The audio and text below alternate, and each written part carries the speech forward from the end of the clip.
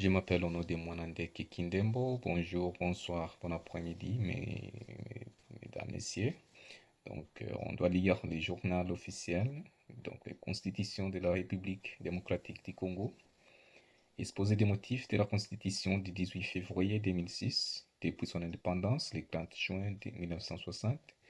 La République démocratique du Congo est confrontée à des crises politiques récurrentes, donc l'une des causes fondamentales et la contestation de la légitimité des institutions et de leurs animateurs.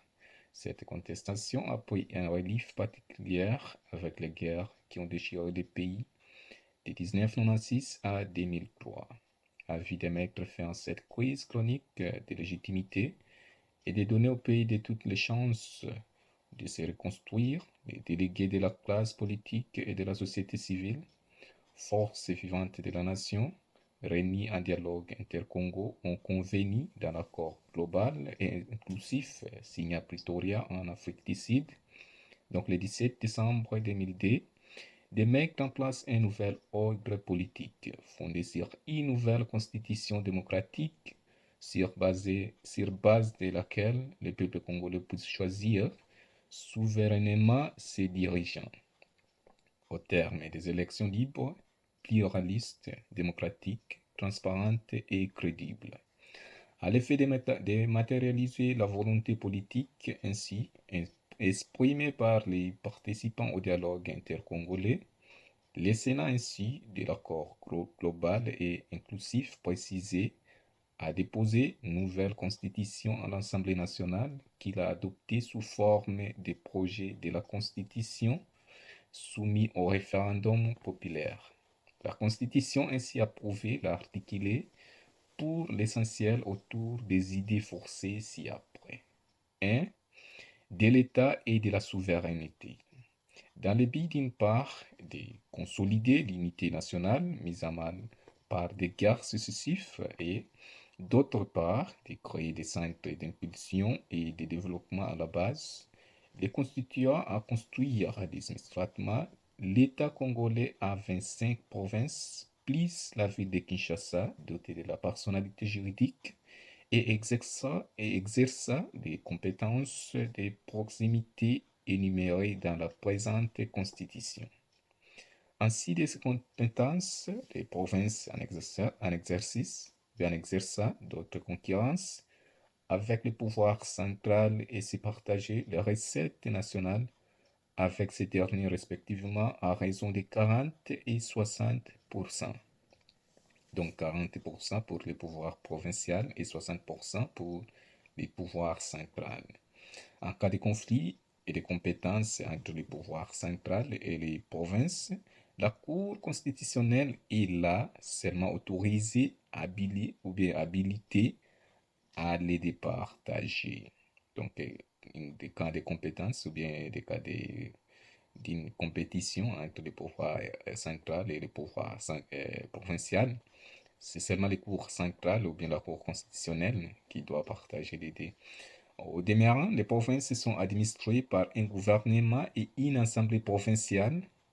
Elles comportaient ou bien elles comprennent chacune des entités territoriales décentralisées qui sont la ville, la commune, le secteur et la chefferie.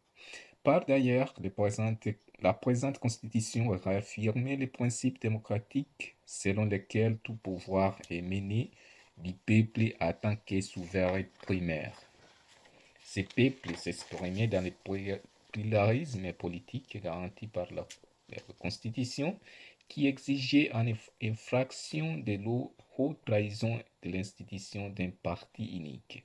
Donc c'est une infraction de haute trahison pour les gens qui doivent former un parti unique ou bien un parti politique unique.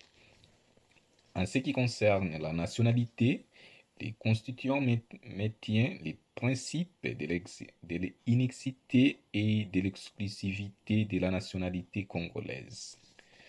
D. Des droits humains, des libertés fondamentales et des devoirs des citoyens et de l'État.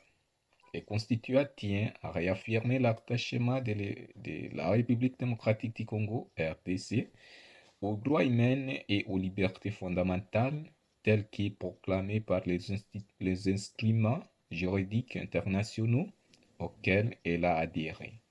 Aussi, a-t-il intégré ces droits et libertés dans le corps même de la Constitution.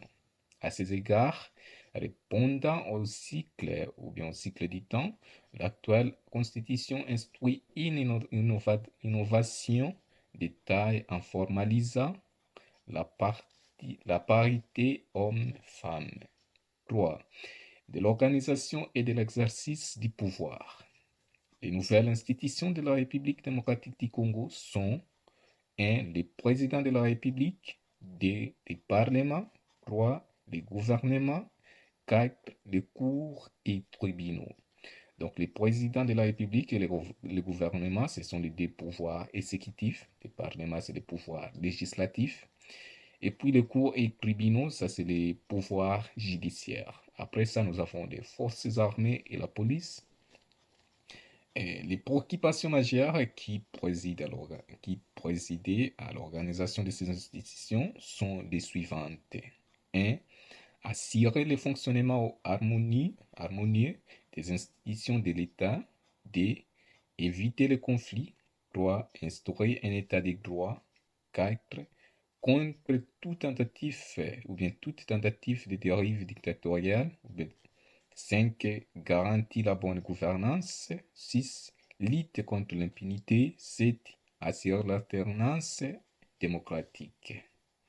C'est pourquoi non seulement le mandat du président de la République n'est renouvelable qu'une seule fois, mais aussi il exerce ses prérogatives de garant de la Constitution, donc de l'indépendance nationale, de l'intégrité territoriale, de la souveraineté nationale, du respect des accords et traités internationaux, ainsi que celle des régulateurs et d'arbitre du fonctionnement normal des institutions de la République avec l'implication du gouvernement sous le contrôle du Parlement. Donc notre régime politique est semi-présidentiel. C'est ça, c'est pourquoi que le président a les besoins du Premier ministre ou bien des ministères aussi.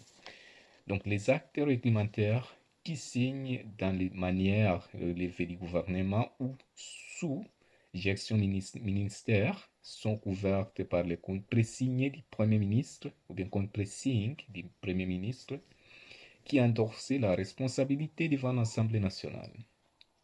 Bien plus, les affaires étrangères, la défense et la sécurité, autrefois domaine réservé du chef de l'État, sont devenus des domaines de la collaboration. Cependant, le gouvernement, sous l'impulsion du Premier ministre, demeure le maître de la conduite de la politique de la nation qu'il définit en concertation avec le président de la République. Il est compétent ou il est comptable de son action devant l'Assemblée nationale qui peut les sanctionner collectivement par l'adoption d'une motion de censure. L'Assemblée nationale peut en outre mettre en cause la responsabilité individuelle des membres du gouvernement par une motion de défiance.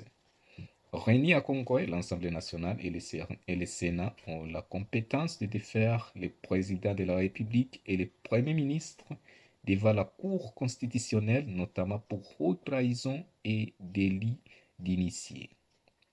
Par d'ailleurs, tout en jouissant du monopole du pouvoir législatif et du contrôle du gouvernement, les parlementaires ne sont pas au-dessous ou bien au-dessous de la pouvoir, au-dessus de la pouvoir. Leurs unités peuvent être levées et l'Assemblée nationale peut être dissolue ou bien dissoute par le président de la République en cas de crise persistante avec le gouvernement.